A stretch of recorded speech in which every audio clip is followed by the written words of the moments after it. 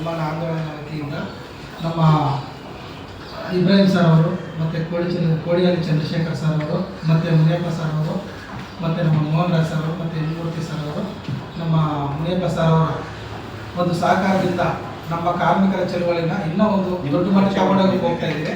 ನಮ್ಮ ಹೆಸರು ತ್ಯಾಗರಾಜ್ ಅಂತೇಳಿ ಕಾರ್ಮಿಕ ಸಂರಕ್ಷಣಾ ಟ್ರೇಡ್ ಯೂನಿಯನ್ನ ಅಧ್ಯಕ್ಷರು. ಮತ್ತು ನಾವು ಈ ಒಂದು ಪ್ರೆಸ್ ಮೀಟ್ನ ಕರೆಯೋ ಉದ್ದೇಶ ಏನಂತ ಹೇಳಿದ್ರೆ, ನಮ್ಮ ಗ್ರೇಟರ್ ಬೆಂಗಳೂರಲ್ಲಿ ಪ್ರತಿ ಮನೆ ಕಸ ತಗೊಳ್ಳೋಂಥ ಚಾಲಕರು ಸಹಾಯಕರುಗಳು ಮತ್ತು ವಿಲೇವಾರಿ ಮಾಡತಕ್ಕಂಥ ಚಾಲಕರು ಸಹಾಯಕರುಗಳನ್ನ ನೇರ ವೇತನಕ್ಕೆ ಅಥವಾ ಕಾಯಂಗೆ ಒಳಪಡಿಸ್ಬೇಕಂತೇಳಿ ನಾವು ಸುಮಾರು 2018ರಿಂದ ಬೇಡಿಕೆ ಇಟ್ಟಿದ್ದೀರಿ. ಈಗ 2018ರಲ್ಲಿ ನಮ್ಮನ್ನು ನೇರ ವೇತನಕ್ಕೆ ಒಳಪಡಿಸದೆ ಕಾಯಂಗೂ ಒಳಪಡಿಸದೆ ನಮ್ಮ ಅತಂತ್ರ ಪರಿಸ್ಥಿತಿ ಇಕ್ಕಿದ್ದು ಅವತ್ತಿನ ಒಂದು ಕಾಂಗ್ರೆಸ್ ಸರ್ಕಾರನೇ. ಅದರಲ್ಲೂ ಸಿದ್ದರಾಮಯ್ಯನವರೇ ಇದ್ದಿದ್ದು ಅವಾಗ ಕೂಡ. ಆ ಟೈಮಲ್ಲಿ ನಮ್ಗೆ ಅನ್ಯಾಯ ಆಗಿದೆ. ಆ ಅನ್ಯಾಯನ ಸರಿ ಮಾಡಿ ಅಂತ ಹೇಳ್ಬಿಟ್ಟು ನಾವು ಸುಮಾರು 8 ವರ್ಷಗಳಿಂದ ಹೋರಾಟ ಮಾಡ್ತಾ ಬರ್ತಾ ಇದ್ದೀರಿ. ಆ ಹೋರಾಟಗಳ ಒಂದು ಉದ್ದೇಶನೇ ಟೋಟಲಿ ಚೇಂಜ್ ಮಾಡ್ತಾ ಮತ್ತೆ BJP ಸರ್ಕಾರ ಬಂತು. ಅವರು ಕೂಡ ನಾವು ಮಾಡ್ತೀರಿ, ನಿಮ್ಮನ್ನ ಕಾಯಂಗೊಳಿಸ್ತೀರಿ ಅಂತ ಹೇಳ್ಬಿಟ್ಟು ಬರೀ ಪೌರ ಕಾರ್ಮಿಕರಿಗೆ ಮಾತ್ರ ಕಾಯಂ ಮಾಡೋ ಒಂದು ಭರವಸೆನ ಕೊಟ್ಟು ನೋಟಿಫಿಕೇಶನ್ ಮಾಡಿ ಬಿಟ್ಬಿಟ್ರು. ಆದರೆ ಇಲ್ಲಿವರೆಗೂ ನಮಗೆ ನ್ಯಾಯ ಕೊಡದೇ ಇರೋದ್ರಿಂದ ನಮ್ಮ ಚಾಲಕರು ಸಹಾಯಕರುಗಳು ಪ್ರತಿದಿನವೂ ನರಕ ಪಡ್ತಾ ಇದ್ದಾರೆ. ಯಾಕಂದರೆ ಪ್ರತಿದಿನ ಈಗ ನೋಡಿ, ಪೌರ ಕಾರ್ಮಿಕರು ಕಸ ಗುಡಿಸ್ತಾರೆ. ಆ ಕಸ ಗುಡಿಸಿದ ತಕ್ಷಣ ಬೆಂಗಳೂರು ಸ್ವಚ್ಛವಾಗಿರುತ್ತಾ? ಆಗಲ್ಲ. ಅವ್ರು ಗುಡಿಸಿರೋಂಥ ಕಸನ ತಗೊಳ್ಳೋದು ನಾವು, ಮನೆ ಕಸನ ತಗೊಳ್ಳೋದು ನಾವು, ಅದನ್ನ ತಗೊಂಡು ಸಿಟಿ ಹೊರಗಡೆಗೆ ತಗೊಂಡೋಗಿ ಡಂಪಿಂಗ್ ಮಾಡೋದು ನಾವು. ಆದರೆ ನಾವಿಲ್ದೇ ಬೆಂಗಳೂರು ಸ್ವಚ್ಛವಾಗಿರುತ್ತೆ ಅಂತ ಹೆಂಗೆ ಭಾವಿಸಿ ನಮಗೆ ಗುತ್ತಿಗೆ ಪದ್ಧತಿನ ಕೊಡ್ತಾ ಇದ್ದೀರಾ? ನಾವು ಕೇಳ್ತಾ ಇರೋದು ಇಷ್ಟೇ, ನಮಗೆ ಕೆಲಸದ ಭದ್ರತೆ ಬೇಕು. ನಾವು ಒಂದಿನ ರಜಾ ಹಾಕಂಗಿಲ್ಲ. ನಮಗೆ ಬರೀ 9ರಿಂದ 12,000 ಒಳಗಡೆ ಸ್ಯಾಲರಿ ಸಿಗುತ್ತೆ.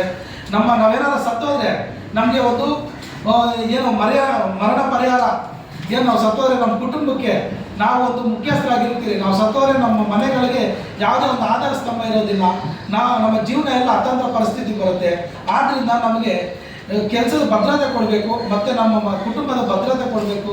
ಮತ್ತು ನಮ್ಮ ಸಮಾಜಕ್ಕೆ ನಾವು ಎಲ್ಲ ಡಾಕ್ಟ್ರುಗಳು ಮತ್ತು ಏನು ಡಾಕ್ಟ್ರುಗಳು ಆರೋಗ್ಯ ಕೆಟ್ಟೋದ್ಮೇಲೆ ಅವರು ಆರೋಗ್ಯನ ಸರಿಪಡಿಸ್ತಾರೆ.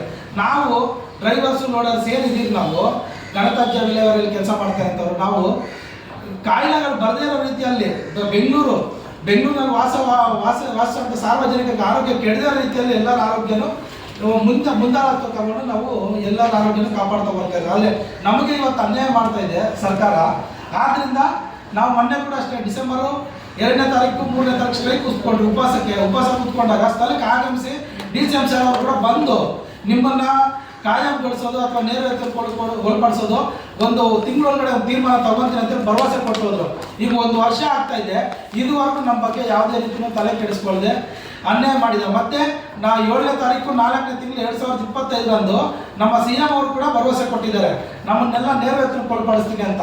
ಅದೇ ರೀತಿ ಮೇ 1ನೇ ತಾರೀಕು ಕೂಡ ಅಷ್ಟೇ ನಮ್ಮ CM ಅವರು ನಿಮ್ಮನ್ನೆಲ್ಲ ಕಾಯಂಗೊಳಿಸ್ತೀನಿ, ಬೆಂಗಳೂರಲ್ಲಿ ಯಾರೆಲ್ಲ ಕೆಲಸ ಮಾಡ್ತಾರೆ ನಿಮ್ಮನ್ನೆಲ್ಲ ಕಾಯಂಗೊಳಿಸ್ತೀನಿ ಅಂತ ಭರವಸೆ ಕೊಟ್ಟಿದ್ದಾರೆ.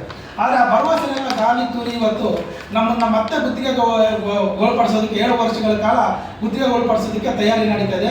ಈ ವಿಚಾರವಾಗಿ ನಾವು ಸಂಬಂಧಪಟ್ಟ CM ಅವ್ರನ್ನು ಭೇಟಿ ಮಾಡಿ ಅವ್ರಿಗೆ ಮನವಿ ಪತ್ರಗಳನ್ನ ಕೊಟ್ಟಿದ್ದೀರಿ. ಮತ್ತು ಏನು ರಾಜ್ಯದ ಉಪಮುಖ್ಯಮಂತ್ರಿಗಳಾದ DK ಶಿವಕುಮಾರ್ ಅವರು ಕೂಡ ಕೊಟ್ಟಿದ್ದೀರಿ. ಆದರೆ ಅವರು ನಾವು ಕಾಲಾವಕಾಶ ಬೇಕು ಅಂತೇಳಿ 1 ವರ್ಷ ಟೈಮ್ ತಗೊಂಡು ಗುತ್ತಿಗೆ ಪದ್ಧತಿಗೆ ಒಳಪಡಿಸಕ್ಕೆ ಹೋಗ್ತಾ ಇದ್ದಾರೆ. ಆದರೆ ಇದು 7 ವರ್ಷಕ್ಕೆ ಗುತ್ತಿಗೆ ಬಂದ್ಬಿಟ್ಟು 40,000 ಕೋಟಿನ ಇವತ್ತು ಖರ್ಚು ಮಾಡಕ್ಕೆ ಹೋಗ್ತಾ ಇದ್ದಾರೆ. ಸರ್, ಕರೆಕ್ಟಾಗಿ ಅವ್ರು ಖರ್ಚು ಮಾಡಿದ್ರೆ 10,000 ಕೋಟಿ ಕೂಡ ಆಗಲ್ಲ. ಅಂಥದ್ರಲ್ಲಿ 40,000 ಕೋಟಿಗೆ ಅವರು ಗುತ್ತಿಗೆನ ಕೊಟ್ಟು ನಮ್ಮ ಒಂದು ಚಾಲಕರು ಸಹಾಯಕರುಗಳ ರಕ್ತನ ಹೀರಿ ಅವರು ಏನು ಗುತ್ತಿಗೆದಾರನ ಉದ್ಧಾರ ಮಾಡಕ್ಕೆ ಹೋಗ್ತಾ ಇದೆ ಸರ್ಕಾರ. ದಯವಿಟ್ಟು ನಾವು ರಾಜ್ಯದ ಮುಖ್ಯಮಂತ್ರಿಗಳಾದ ಸಿದ್ದರಾಮಯ್ಯ ಅವ್ರಿಗೆ ಮತ್ತು ನಮ್ಮ ರಾಜ್ಯದ ಉಪಮುಖ್ಯಮಂತ್ರಿಗಳಾದ DK ಶಿವಕುಮಾರ್ ಸರ್ ಅವ್ರಿಗೆ ನಾವು ಒಂದೇ ಮನವಿ ಮಾಡೋದು, ನಾವು ಎಷ್ಟೇ ಪ್ರೊಟೆಸ್ಟ್ಗಳು ಮಾಡಿದ್ರು, ನಾವು ಏನೇ ಮಾಡಿದ್ರು ನಮ್ಮ ಕೆಲಸದ ಭದ್ರತೆಗೋಸ್ಕರ ನಮಗೆ ಅನ್ಯಾಯ ಏನು ನೀವು ಅನ್ಯಾಯ ಮಾಡ್ತಾ ಇದ್ದೀರಿ ಇವತ್ತು ಗುತ್ತಿಗೆ ಪದ್ಧತಿಗೆ ಒಳಪಡಿಸಿ ಅದನ್ನು ಸರಿಪಡಿಸೋದಕ್ಕೆ ನಾವು ಈಗಲೂ ಮನವಿ ಮಾಡ್ತಾ ಇದ್ದೀರಿ.